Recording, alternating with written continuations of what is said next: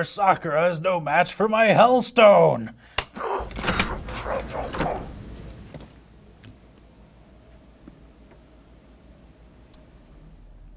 Looks like Sakura needs backup.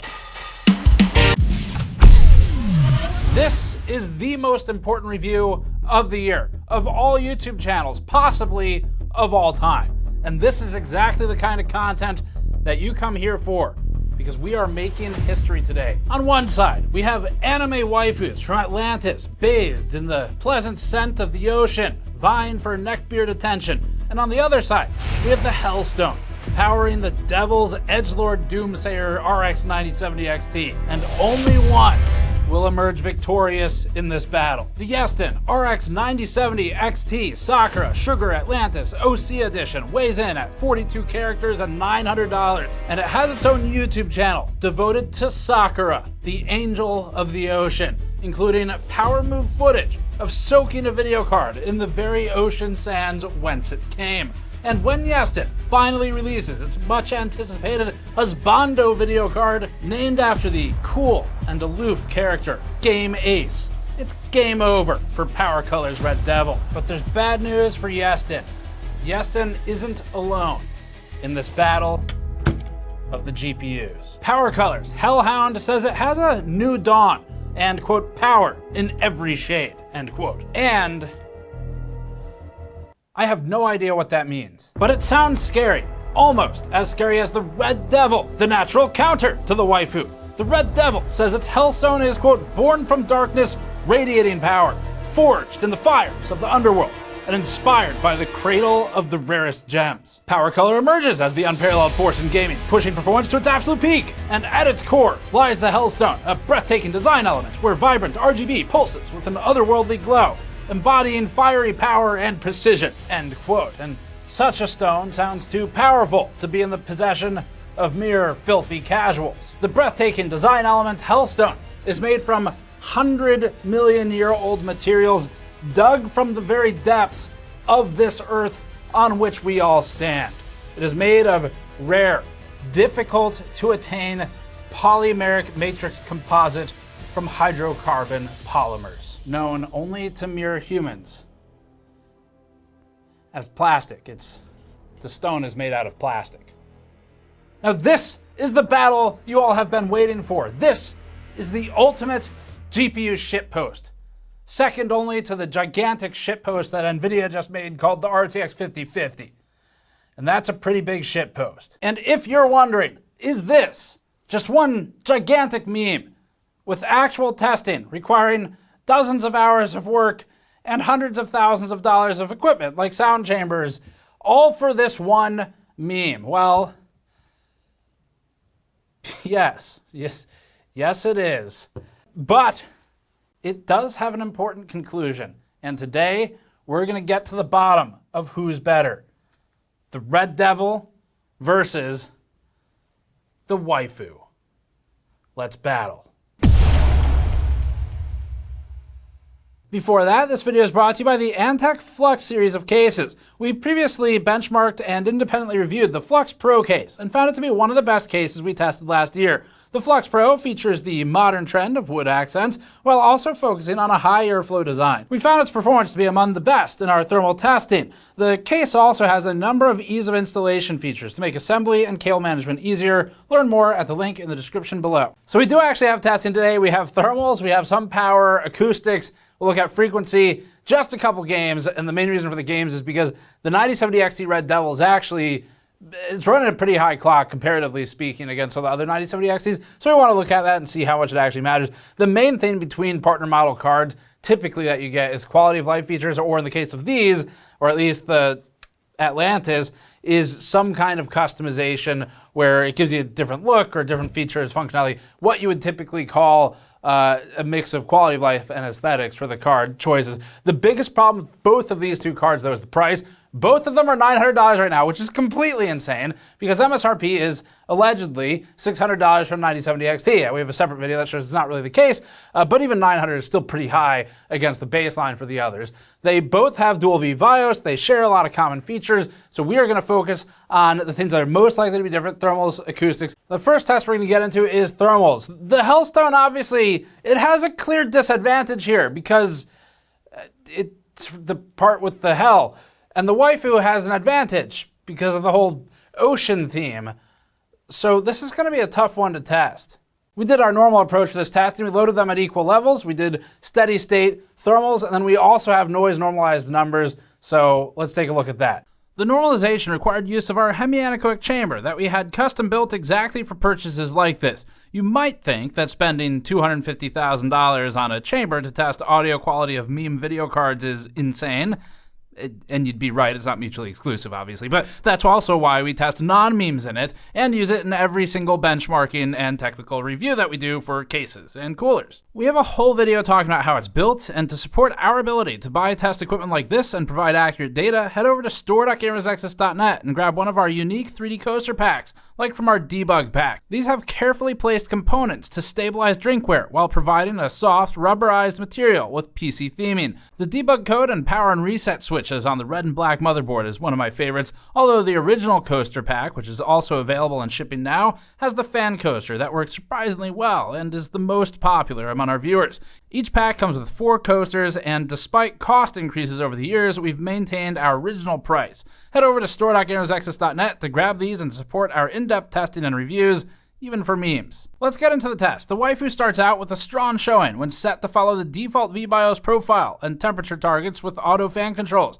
The Atlantis Dweller ran at 57 degrees Celsius at steady state in a controlled ambient setting for GPU core on both the main and the alternate VBIOS. In fact, as we showed in our Yeston Waifu review, the VBIOSes appear to do the same thing. It's like they didn't reprogram one of the fan curves or something, which may be a mistake. But these temperatures are completely acceptable. They're maintained at 23.6 dBA and about 304 watts via GPU-Z board power monitoring.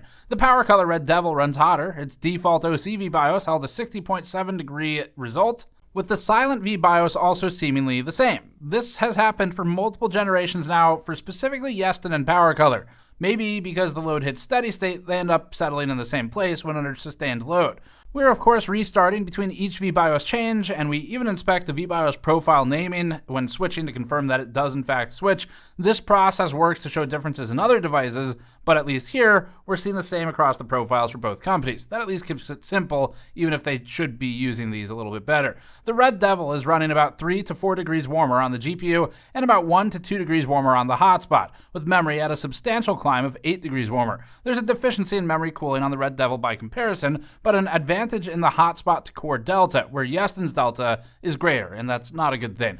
But there's one other important factor. Out of the box, the PowerColor card is pulling 30 watts more via GPU-Z login. This puts them at more equal footing thermally when considering the increased power consumption. The fan speed's another huge factor, and that was all the out-of-the-box thermals, but we can start controlling these variables now. This test normalizes the GPUs for noise levels. We ran both at 25 dBA at 1 meter distance for this test. The steady-state 3DMark workload has the waifu now 6 degrees warmer than the Red Devil, and a searing blow to the waifu, whose ocean and its scent-imbued plastic is evaporating before our very eyes. Boosting the Red Devil's fan speeds to match the noise levels of the waifus brings it down significantly, showing that it is the better card in like-for-like acoustic testing. Even with its smoldering HELLSTONE, the Red Devil has a 76 degree hotspot and a delta of 26 degrees, which is decidedly cooler than what we would expect of hell, where the devil's from. So that's kind of weird, but it's improved at least from the waifu's 84 degree hotspot delta of 27.8 degrees for the difference between them. So the waifu is hotter here. Memory thermals are functionally tied between them, showing that PowerColor's main area to improve is VRAM thermals. All of these numbers are acceptable though, with the GPU numbers just straight up good for both companies.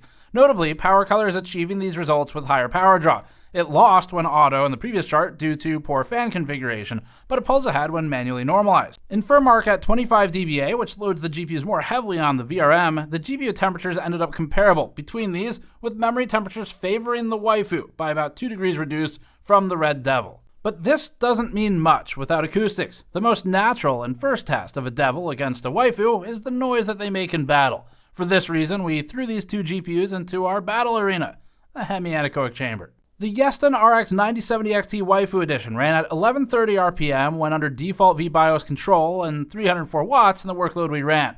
That had the card running at 23.6 dBA at 1 meter when tested under the conditions we used for thermal testing. The frequency spectrum analysis has the highest spike around 164 Hz with a swell around 500 Hz and a later bump and a dip in the range of 1000 Hz to 1400 Hz. The PowerColor Red Devil ran at 16.8 dBA, which is, again, really quiet for what we would imagine of Hell.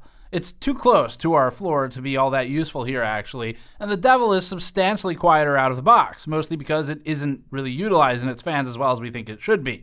That's why it ran warmer in the auto testing. We did some in-depth investigating, and we realized it's because the HELLSTONE converts the Red Devil's angry howlings into the power needed to sustain its own power consumption, destroying the sound waves in the process. Back to the chart, though, fans ran at 910 RPM rather than 1130 RPM, which means it's quiet, but we think also, again, not fully utilized. PowerColor could find more of a balance here, although maybe they're trying to remain true to the fiery marketing. The frequency spectrum has the Devil's peak at around 320 Hz with an elevated area around 420 Hz. Overall, it's a lot quieter than the Waifu, with the high end of the frequency scale similar. When normalized to roughly the same noise levels, leaving the Yeston card on the chart, the Red Devil's new frequency spectrum has the Devil's peak at around 200 Hz.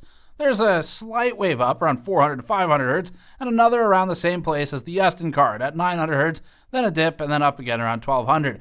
GPU frequency is next in this battle of memes. The Yeston GPU ran at about 2890 to 2910 MHz in this workload when running a fixed frame render. The Red Devil ran notably higher at 2970 to 3000 MHz instead, so depending on how you cut it, somewhere around 60 to 100 MHz bump in several of these instances. So the extra power is going somewhere, and it's sustaining that frequency. Plotting the Sapphire Pulse as a frame of reference, it holds about a 2900 to 2925 MHz at steady state frequency, putting it slightly faster than the Yeston card. The Waifu's desired frequency here just happens to be lower than that of the Pulse and the Red Devil. We'll do a quick look at gaming performance to see how much that extra frequency actually does or doesn't matter for the Red Devil. This will be a very slimmed down version of our test since we really only need like 2 head-to-head results. These were tested on the same drivers, so for purposes of comparing them to each other, that's all we need. Final Fantasy is first. We chose this to start because the ratio of waifu to non-waifus in Final Fantasy is extremely disproportionate, and so Yeston should have a natural advantage. The Red Devil ran at 69.6 FPS average in Final Fantasy XIV Dawntrail at 4K, leading the Yeston Atlantis waifu card by just over 1 FPS. You'd never notice this, but on a technicality, the Red Devil is about 1.9% higher in average frame rate. The Pulse is about the same as the Atlantis. Now, naturally, we had to make sure this was fair, and because we biased the Final Fantasy test toward the waifu by nature of the waifus in the game, obviously the waifu card can render the waifus easier, we had to bias the next one toward the Red Devil. Resident Evil is up now, giving PowerColor a distinct and hellish advantage. The RX 9070 XT Red Devil draws upon the very evils which it is rendering with its HELLSTONE to run at 198 FPS average, about 3 FPS lead over the waifu. That's about 1.7% ahead. The Atlantis waifu, however, outruns the Pulse, and you don't need to be the fastest when you're running from zombies, you just need to not be the slowest. The only thing worse than zombies at 1440p is obviously zombies at 4K. That is literally the only thing that's worse. So that's what we're rendering now. In Resident Evil 4 at 4K, the Red Devil had a 106 FPS average, leading the waifu by about 2 FPS, around 2% or so. All of these numbers are expected. We technically did run like 4 or 5 other games, but they all show the same thing. Typically, we're in the range of 1 to 3% improved on the PowerColor card out of the box. Surrounding all this up, again, the price is the same for both of them, and for both of them it's crazy. The good news is, because they're both $900, if we're just normalizing for these 2 cards, then everything's easy. So we're gonna forget everything else exists for 1 second because I need this to be a little easier. I've had enough hard times with the GPU prices lately. You know, I gotta give them both credit. Neither of them is a bad card. The Yeston Sakura Sugar Atlantis Waifu Edition, we already reviewed it. We have a full teardown in that video as well if you want to check it out. And overall in the review, we're fairly positive on it. There were things that could have been done better. It, for example, doesn't have as good of a thermal solution as we've seen on some of their past cards with this sort of design approach. but it was still fine in pretty much every metric. The Red Devil, the biggest place that's lacking is in sort of underutilizing the ability to tune their fan curves more. This is something that PowerColor seems to consistently have problems with in the cars we test from them. Don't know why, but they've got more room to improve there and try to utilize it a little better to balance the thermals and the acoustics more reasonably. But overall, they are pretty close. So the Red Devil in noise normalized situations tends to be the better cooler. The Waifu card out of the box tends to be the better cooler. Depends how you're going to run it. And then the Red Devil also has a higher clock out of the box. So it is actually running faster. Now, in gaming performance, it doesn't really manifest in a big way. Overclocking, I did play around with it for both of them. The Red Devil, you get a little bit higher clocks. One of the challenges here, though, so there's two things that play into this. One is the power budget, where the Red Devil starts with a higher power budget. And then the other one is Silicon Lottery, which neither of these has any special GPU bidding process. And so as a result of that, it's going to depend which one you get, and that has nothing to do really with the model of the card. So overclocking experience is about the same on both of them. Anyway, that's it. I mean, it was fun to work on. It's got real benchmarks. They are too expensive, but I guess at least these, unlike other too expensive cards, or at least the Sakura Yeston one especially, they do something that's different to try and be justifiable for the money. And the thing they're doing is, look, it's not red and black. And then you have the Red Devil where it's going, look, it's red and black, but it's from hell, though, and that's pretty cool, right? So that's the review. Have I lost my mind? Let me know in the comments below. The answer won't surprise you. I'm going to stop now. Thanks for watching. Subscribe for more. Go to store.gamersnexus.net to support this type of insanity directly. Should you be encouraging me and enabling like this? No. But we'll do it anyway. Or patreon.com/gamersnexus, and we'll see you all next time.